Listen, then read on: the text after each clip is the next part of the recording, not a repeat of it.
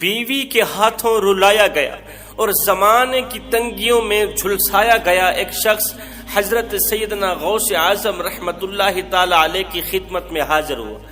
کہا حضرت دو چار باتیں عرض کرنے کے لیے اجازت چاہتا ہوں، بڑی دور سے آپ سے امیدیں وابستہ کر کے آیا ہوں، برائے مہربانی مجھے اپنے دکھڑے سنانے کا موقع دیجیے۔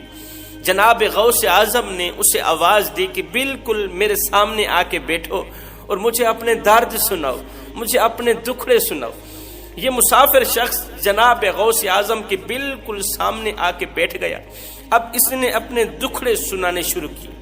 کہنے لگا حضرت ایک وقت تھا اللہ نے مجھے ہر ایک نعمت سے مالا مال کر رکھا تھا، اللہ نے مجھے ہر ایک نعمت سے مالا مال کر رکھا تھا اور میں نے اپنی بیوی کو نعمتوں سے مالا مال کر رکھا تھا۔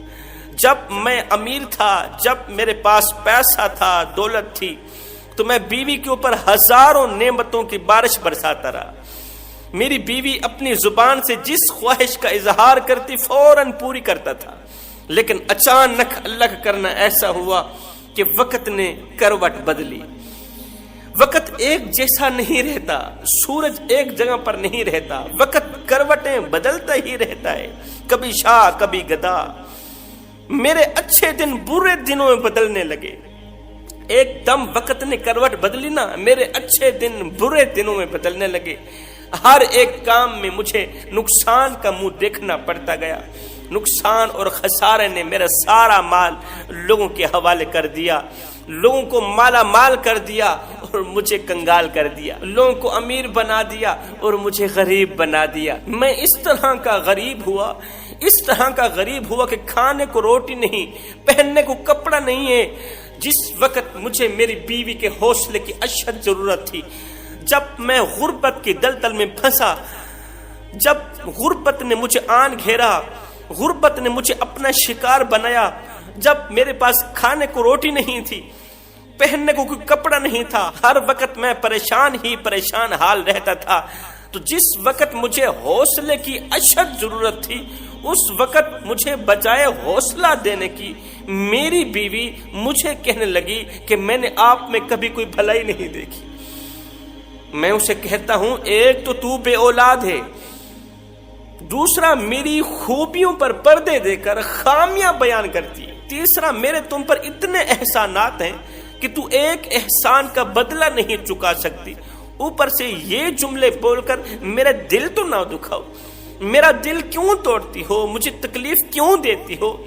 یہ کہہ کر کہ میں نے آپ میں کبھی کوئی بھلائی نہیں دیکھی، جب میں امیر تھا تیرے اوپر ہزاروں احسانات کی بارشیں برساتا رہا، تیرے اوپر ہزاروں نعمتوں کی بارش برساتا رہا۔ آج جب میں غربت کا شکار ہوا تو بجائے حوصلہ دینے کی الٹا میرا دل توڑ رہی ہو، مجھے تکلیف دے رہی ہو، الٹا مجھے پریشان کر رہی ہو۔ رو کر کہنے لگا حضرت میں غربت کی وجہ سے پریشان نہیں ہوں، میں رزق کے کم ہونے کی وجہ سے افسردہ نہیں ہوں۔ آج اگر میرا دل رو رہا ہے، میری آنکھیں خون کے آنسو بہا رہی ہیں، تو غربت کی وجہ نہیں ہے، اس کی وجہ میری بیوی ہے۔ یہ سن کر حضرت غوث اعظم نے فرمایا جس عورت میں یہ چار عیب دیکھو، چار خامیاں دیکھو، تو اسے با عزت طلاق دے کر رخصت کر دو، یہی تمہارے حق میں بہتر رہے گا۔ ایسی طلاق پر اللہ تعالیٰ تم سے ناراض نہیں ہوگا، اللہ تعالیٰ تم سے خفا نہیں ہوگا۔ اللہ تعالیٰ طلاق کو ناپسند فرماتا ہے، لیکن ایسی طلاق پر اللہ تعالیٰ تم پر ناراض نہیں ہوگا جس عورت کے اندر یہ چار خامیاں پائی جاتی ہوں، یہ چار عیب پائے جاتے ہوں، سب سے پہلے اسے طلاق کی دھمکی دو۔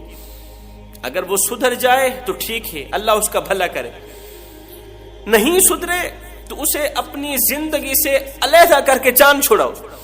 اس کے اوپر ہاتھ اٹھانے سے، ہر وقت مارنے اور پیٹنے سے کہیں زیادہ بہتر رہے گا کہ اسے طلاق دے کر جان چھڑاؤ۔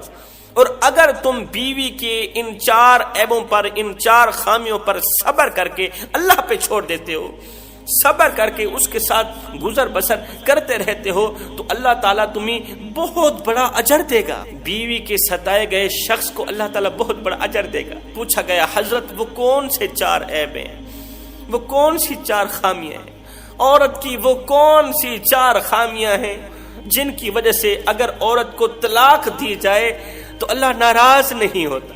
فرمایا پہلی خامی، عورت کا پہلا عیب متکبر عورت، تکبر کرنے والی عورت۔ فرمایا جو عورت شوہر کے سامنے اپنے حسن و جمال پر ناز کرتی ہے، اپنی جوانی پر اتراتی ہے، خود کو شوہر سے افضل اور شوہر کو خود سے کم تر سمجھتی ہے، شوہر کے سامنے اکڑ اکڑ کر بات کرتی ہے، اس سوچ کی بنیاد پر کہ اس 2% کی انسان کی میرے سامنے حیثیت ہی کیا ہے، یہ شوہر میرے سامنے حیثیت ہی کیا رکھتا ہے، شوہر کے آگے میں کرنے والی عورت آئے جس کو میں کی ہوا لگی اسے پھر نہ دوا لگی اور نہ ہی دعا لگی۔ شوہر کے آگے میں کرنے والی عورت ایسی خطرناک عورت ہے کہ یہ جس گھر میں چلی جائے وہ گھر جلد تباہ و برباد ہو جاتا ہے۔ فرمایا اپنے حسن پر ناز کرنے والی، اپنے حسن پر اترانے والی، تکبر کرنے والی عورت سے کبھی بھی شادی نہ کرنا۔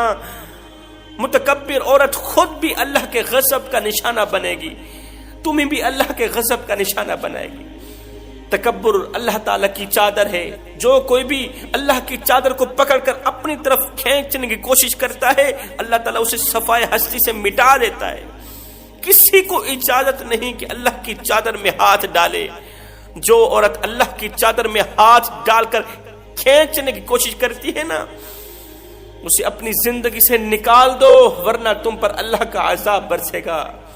فرمایا دوسرا عیب والدین کو گالیاں دینے والی۔ آپ سوچ رہے ہوں گے شاہ جی کہ بھلا کوئی عورت اپنے والدین کو بھی گالیاں دیتی ہے، کوئی لڑکی اپنے والدین کو بھی برا بھلا کہتی ہے؟ سنو، جب ایک عورت زیادہ لڑائی جھگڑا کرتی ہے، لڑائی جھگڑے کے دوران دوسری عورتوں کو ماں باپ کی گالیاں دیتی ہے، دوسری عورتوں کے ماں باپ کو برا بھلا کہتی ہے، اور وہ عورت اس کے ماں باپ کو گالیاں دیتی ہے، وہ عورت اس کے ماں باپ کو برا بھلا کہتی ہے، تو یہ ایسے سمجھے کہ اس نے ہی اپنے والدین کو گالیاں دی، اسی نے ہی اپنے والدین کو برا بھلا کہا۔ ماں باپ کی نافرمانی کرنے والی عورت، والدین کو دکھ درد اذیتیں پہنچانے والی عورت، ہائے وہ بوڑھا باپ جس نے اپنی بوڑھی کمر پہ بھاری وزن لاد لاد کے، بوریاں لاد لاد کے بیٹی کو پڑھایا لکھایا سکھایا جوان کیا۔ ہائے اتنی بڑی قربانیاں دینے والے باپ کی جو عورت نافرمانی کرتی ہے، اتنی بڑی قربانیاں دینے والے باپ کی جو لڑکی نافرمان ہے، وہ تمہاری فرما برداری کیسے کر سکتی ہے؟ اتنی بڑی قربانیاں دینے والے باپ کو جو لڑکی دکھ دیتی ہے، درد دیتی ہے، برا بھلا کہتی ہے، وہ تمہارے ساتھ اچھائی کیسے کر سکتی ہے؟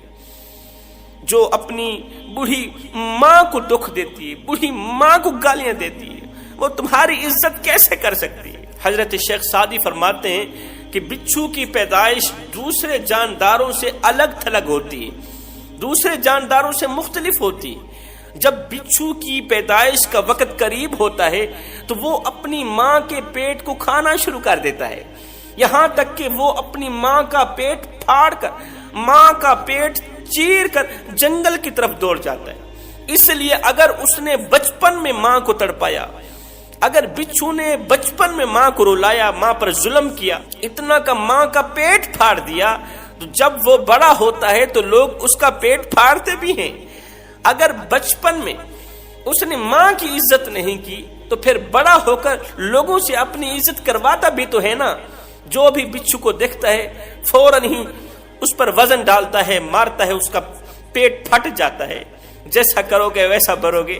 اللہ کا ترازو صرف انصاف ہی تو تولتا ہے نا۔ کسی شخص نے سانپ سے پوچھا کہ تو سردی میں باہر کیوں نہیں نکلتا؟ اس نے کہا گرمی میں میری کون سی عزت ہوتی ہے کہ میں سردی میں باہر نکلوں؟ تو فرمایا جو جس کے ساتھ جیسا سلوک کرتا ہے اس کے ساتھ ویسا سلوک کیا جاتا ہے، اس لیے کہ اللہ کا ترازو صرف انصاف ہی تولتا ہے۔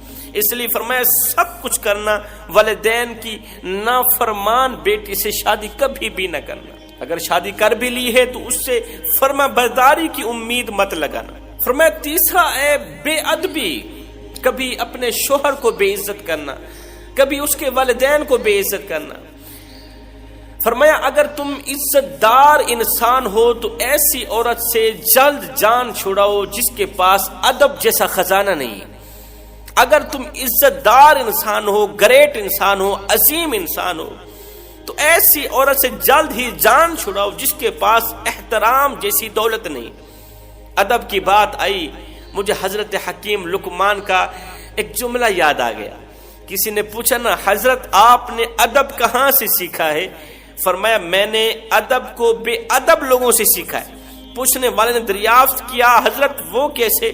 آپ نے فرمایا جو کام بے ادب لوگ کرتے ہیں میں ان کاموں سے پرہیز کرتا ہوں، جو کام بے ادب لوگ کرتے ہیں میں ان کاموں سے سخت نفرت کرتا ہوں۔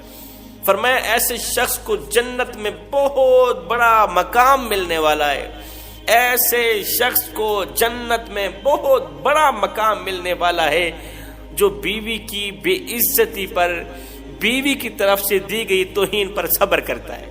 حضرت غوث اعظم نے فرمایا چوتھا عیب جھوٹ بولنا۔